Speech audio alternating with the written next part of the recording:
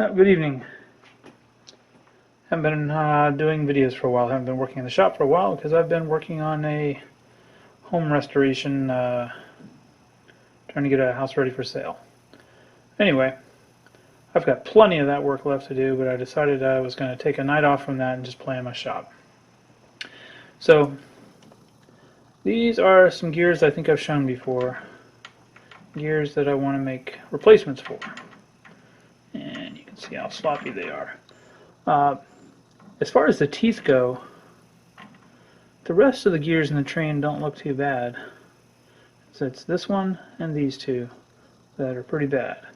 Now, something I wonder about, maybe other Atlas owners can tell me, I don't know how much slop these things are all supposed to have. Because even though this one, the teeth aren't worn, can you see the side to side there? Is it showing up? So, I mean, it might be worthwhile to press bushings into them or something like that. I don't know. But anyway, for the time being, I want to take these gears off and figure out what kind of arbor I've got to make. Things. This is that side to side I was talking about. See that? And you'll notice that these gears don't have any sort of bushing. They're made out of Zamac. So there is, I'll just clean off a little bit, you can see it better.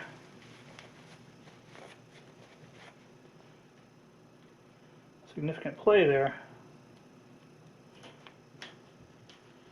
Now, this gear, which rides here, has a sleeve, and it doesn't have any play, and I'm wondering, was that original, or did someone come back and install that? I don't know. But that looks like an oil light bushing, and it seems to have worn pretty well.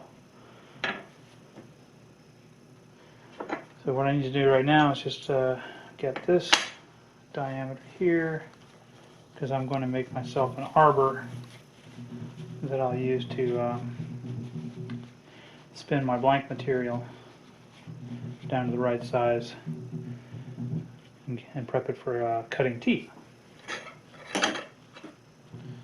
Let's see.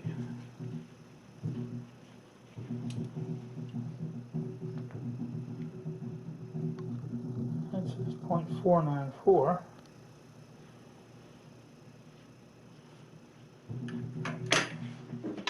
I was hoping it would come in something exact so I could feel confident.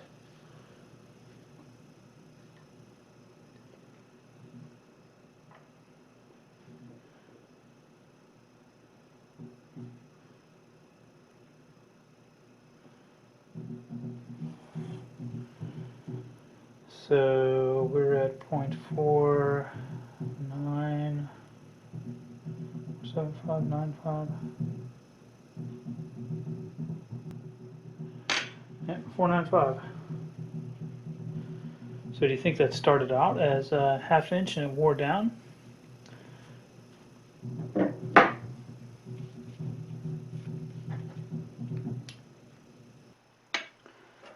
Whereas the inside here is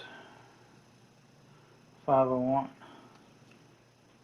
You don't suppose that this didn't wear but this did, do you? What are the chances of that? That this is actually ½ inch?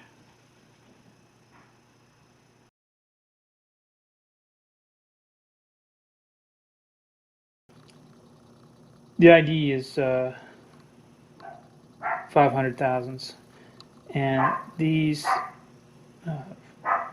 pins that the gears ride on are coming in at like 490, and I think what's happened is, contrary to your expectations, or my expectations, the Zamac hasn't worn, the steel has worn. So I think for a good slip fit you'd want, just a few thousandths under. But it's 10 thousandths under, and that gives a lot of side to side. So I may end up machining new ones of these at some point, but I'll end up doing the gears themselves at 500 thousandths. That's the going in plan.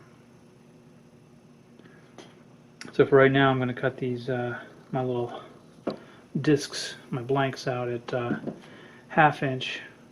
Well, a bandsaw, I'm leaving some slop, and then I'll face them down to 1/2 inch, and then from there I'll work in the profile.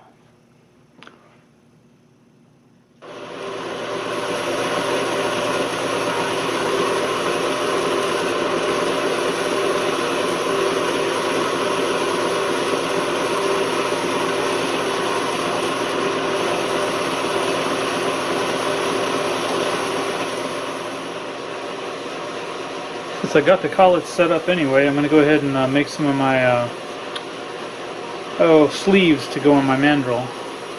I already had a piece of 3/4 that I had started putting a 1/2 inch through, so this will be part number 1.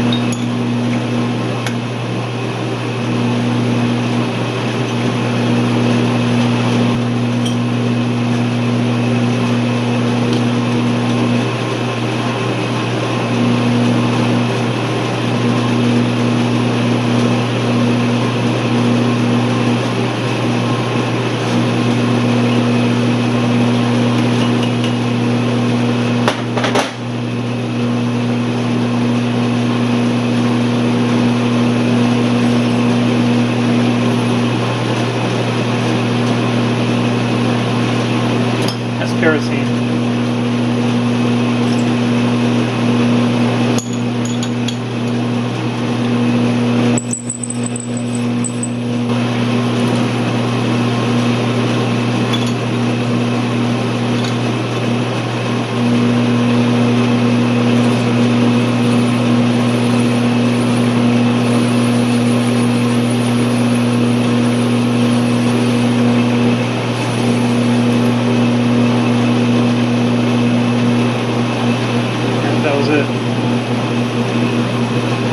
Up on that last little bit.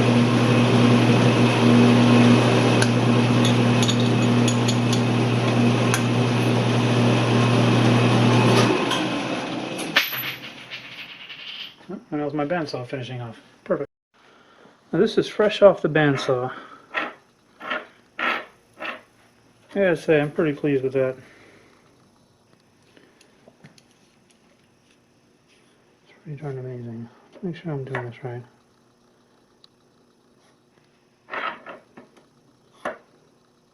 Yeah, okay, it's more than that. Yeah, so I'd say it's off by about 20 thousandths all the way around.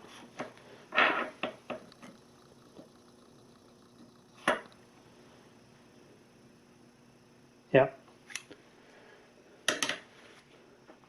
30 thousandths off a square right out of the bandsaw. Sure isn't perfect, but that's pretty good, in my opinion. So now I'll be able to back the true face into the chuck, face it off here. I've got to put the stock into the lathe to make another faced portion, and keep rolling.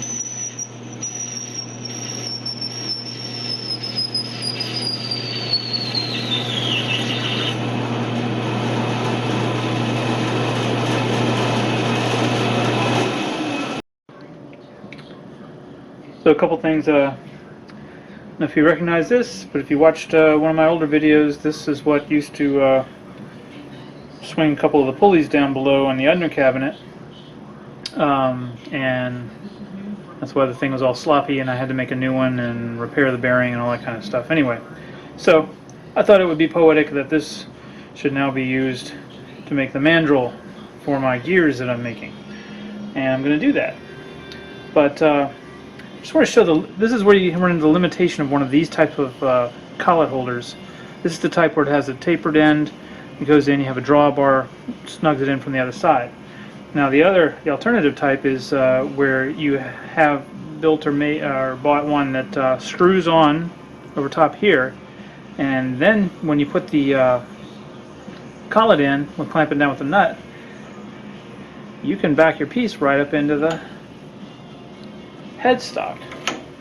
Whereas now this is as far as I can put it in.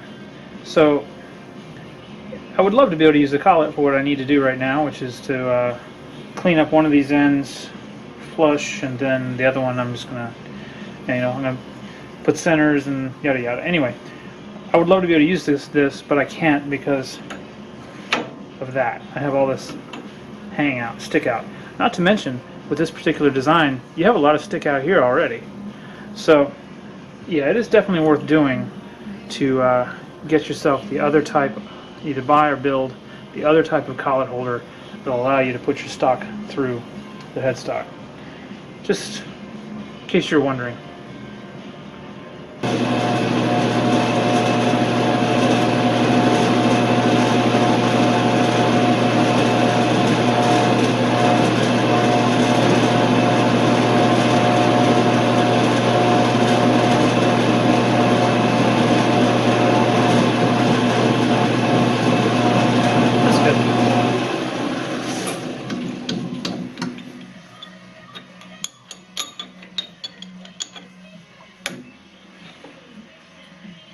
This is that operation where I was saying it would have been great to just use the collets, but nope, can't do it.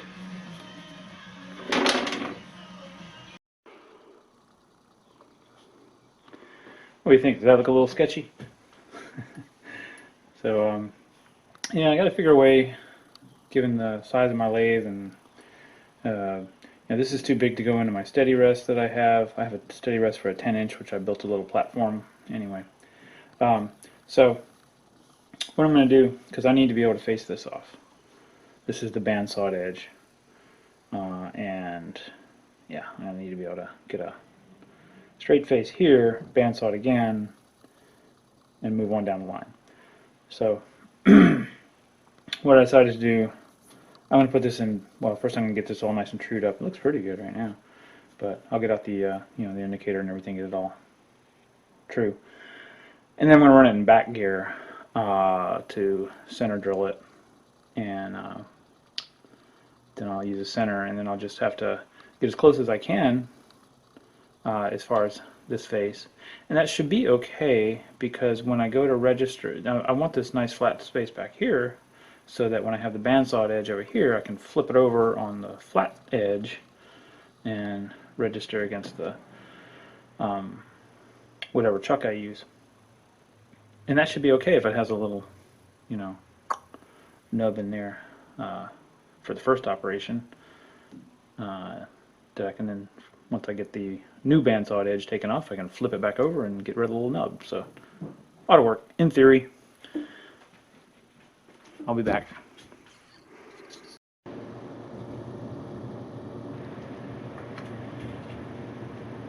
Tell you what, getting this thing straight, you know, here and along the axis was not easy for me. I got it pretty darn close right now.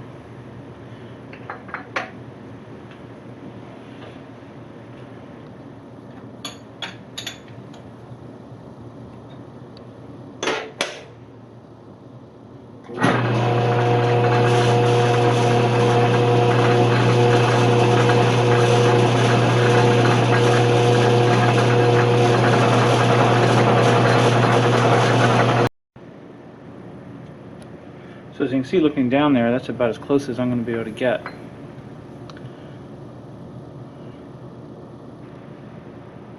But that should be good. I'll be able to face right up to the little, I'll make myself a little hub basically.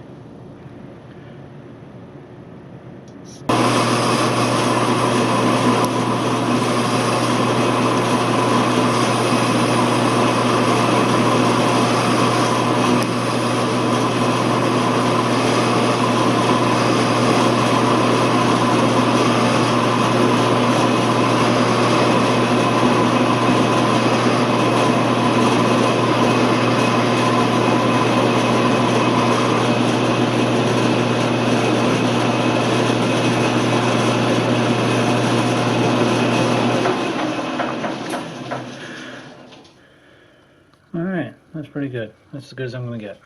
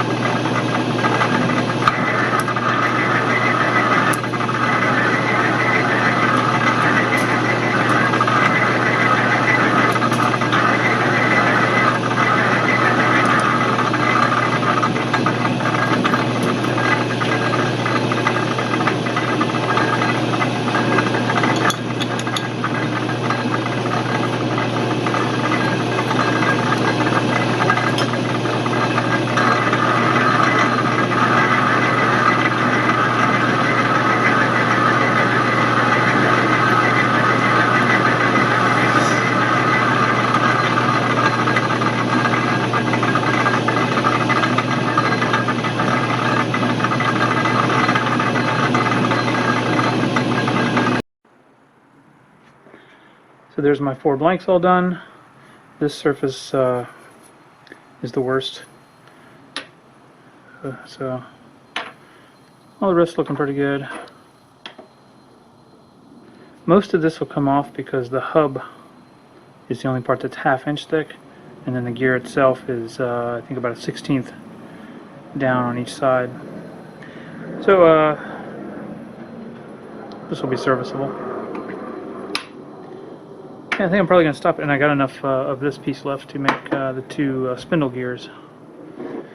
And now I'm ready to finish working on this, for which I want 2 really good centers, because I want this thing to be repeatable. I want to be able to take it off, flip it over, put it back on, do whatever I want to do, and always to the specs to be right. So to work on this thing and get my 2 centers right, I have a new tool that I'm going to break out for the first time. So I'll just stop this video here.